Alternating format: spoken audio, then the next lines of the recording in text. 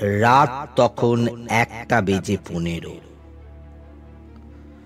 তিনি দোতলা থেকে এলগিন রোড দেখলেন, নিঝুম নিস্তব্ধ। পথে পথে গোয়েন্দার টিকটিকি, যাতে কোনো মাছি গলতে না পারে।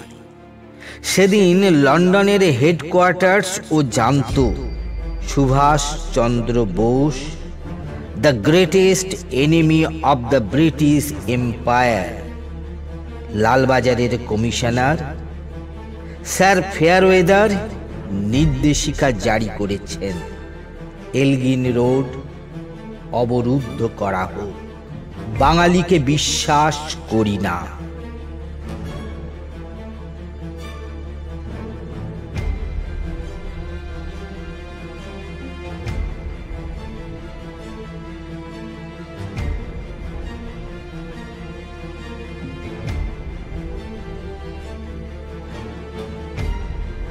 নমস্কার বন্ধুরা, এক্সপ্লোরার চিন্ময়ের একটি নতুন এপিসোডে আপনাদের স্বাগত জানাই।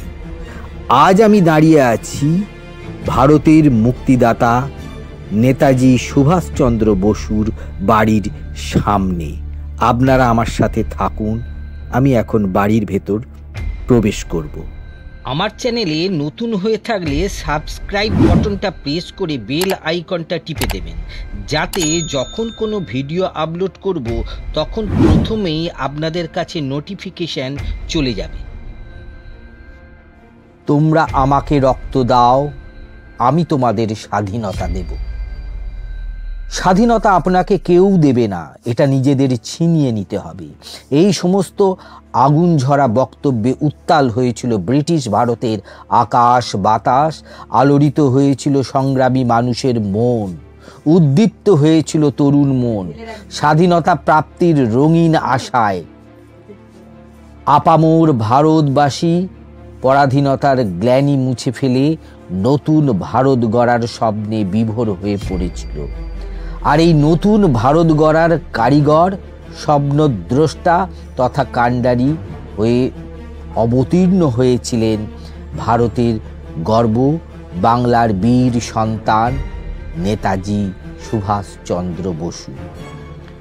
ব্রিটিশ সাম্রাজ্যবাদের থাবা থেকে এই প্রিয় জন্মভূমিকে মুক্ত করতে ঝরাতে হয়েছে অনেক রক্ত। ব্রিটিশের কবল থেকে ভারতবর্ষকে বাঁচানোর জন্য যেসব মহান বীর সামনে থেকে নেতৃত্ব দিয়েছিলেন, তাদের মধ্যে অন্যতম কিংবদন্তি নেতা নেতাজি সুভাষচন্দ্র বসু।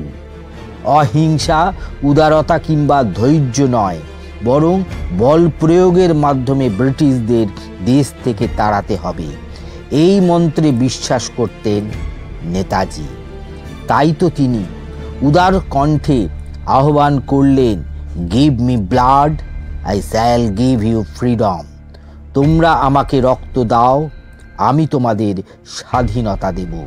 বিদ্রোহী মনোভাবের কারণে ব্রিটিশ সরকার তাকে 11 বার কারারুদ্ধ করে দিয়েছিলেন, কিন্তু কোনো শৃঙ্খলা তার সংযমের স্পৃহাকে দমিয়ে রাখতে পারেনি।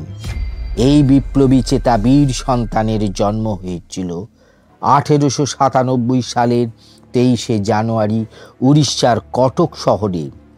আইনজীবী বাবা জানকীনাথ বসু ও মা প্রভাবতী দেবীর 14 জন সন্তানের নবম ছিলেন সুভাষচন্দ্র বসু। ছোটবেলা থেকেই তুখোর মস্তিষ্কের অধিকারী ছিলেন। আজ আমি সেই মহানিষ্ক্রমণ যেখান থেকে হয়েছিল সেই বাড়িতে দাঁড়িয়ে আছি। 1941 সালের 17ই জানুয়ারি স্বাধীনতা সংগ্রামের এক অবিস্মরণীয় দিন প্রস্তুত সুভাষ, প্রস্তুত ভগতরাম, আর তার সাথে প্রস্তুত ফরওয়ার্ড ব্লক ও কৃত্তিক কিষাণ পার্টির বিশ্বস্ত কর্মীরা, যাদের হাতে যাত্রাপথ নির্বিঘ্ন করার পুরো দায়িত্ব ন্যস্ত ছিল। রাত বেশ গভীর। এলগিন রোড নিঃশব্দ। ইংরেজ পুলিশের চোখে ধুলো দেওয়ার জন্য পাঠান যুবকের ছদ্মবেশ নিলেন সুভাষ। বাড়ির গাড়িতে উঠে বসলেন। গাড়িতে মাত্র দুজন, আরোহী গাড়ি চালক ও সুভাষ। গাড়ির চালক সুভাষের প্রিয় ভাইপো শিশির বোস শক্ত হাতে গাড়ির স্টিয়ারিং ধরে আছেন। শিশির বোস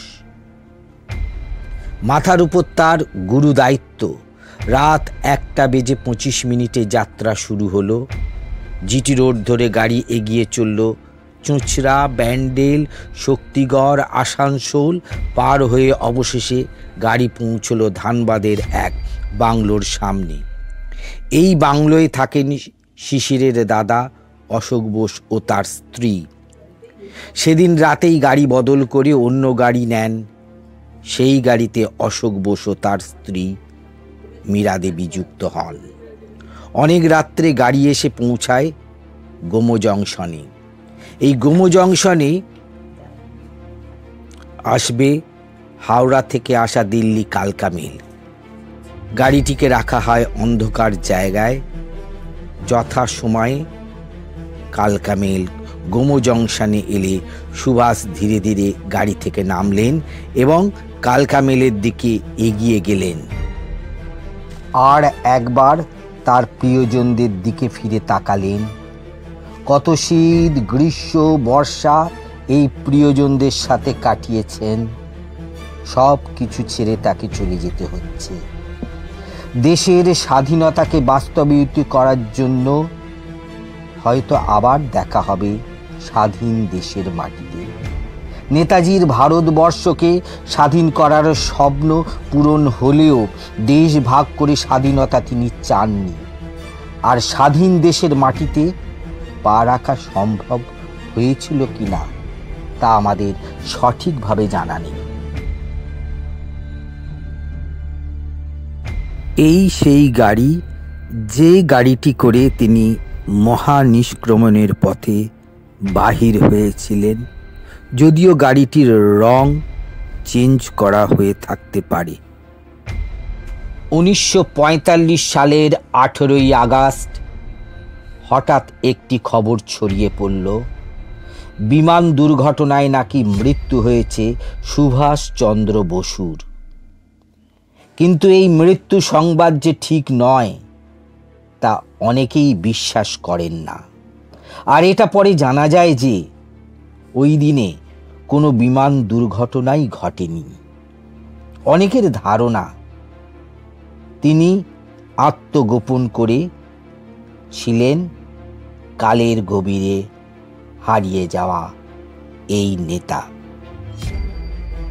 অনেকের ধারণা তিনি ভারতে ফিরে ফৈজাবাদ, অযোধ্যা, লখনৌ, বস্তি নামক বিভিন্ন জায়গায় ভগবানজি নামে আত্মগোপন করেছিলেন এবং আজও তিনি নেতাজি হয়েই বেঁচে আছেন সাধারণ মানুষের অন্তরের মণিকোটায়। আজ নেতাজির জন্মদিন, আর তার জন্মদিনে তাকে জানাই সশ্রদ্ধ প্রণাম।